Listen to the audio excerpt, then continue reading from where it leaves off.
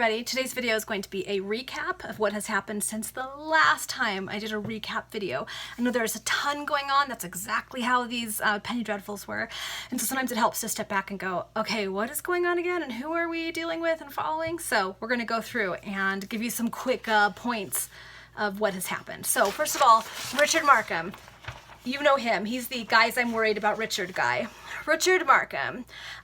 He, as you know, has been hanging out with Chichester Talbot and Sir Rupert.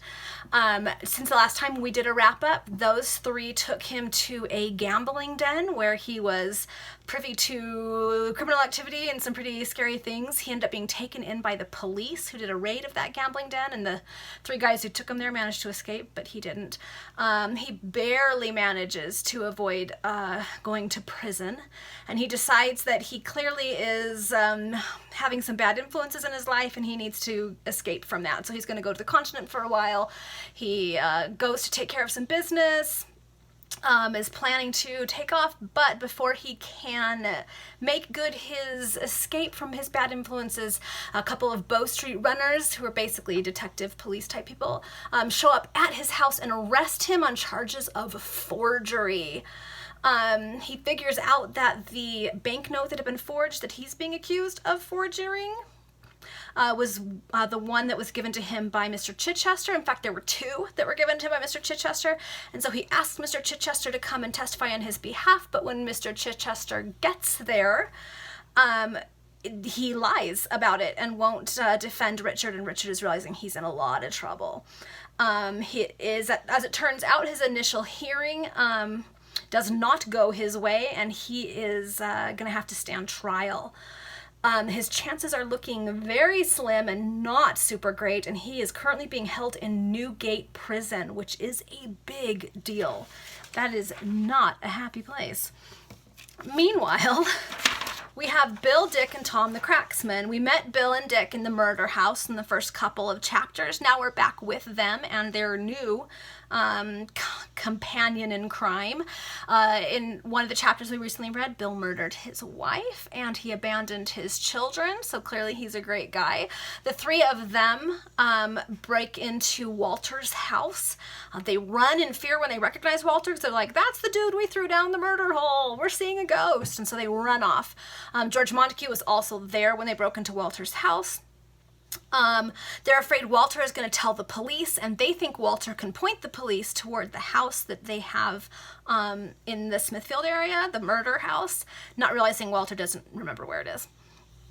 Bill also knows that he could very well be in trouble for his wife's murder and needs to go into hiding, so he hides down a trap door in what is essentially kind of a tomb that he can't get out of on his own, and is depending entirely on Dick and Tom the Cracksman to bring him food and to make sure that he gets out of there once in a while, but he's in a bad situation.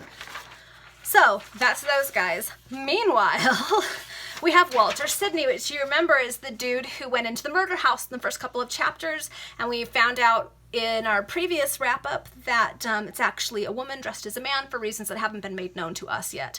Walter has, since we last wrapped up, fallen in love with George Montague, who we all know is a bad guy. George sneaks into her room one night, convinced that she not only would be totes okay with that, but kind of owes it to him.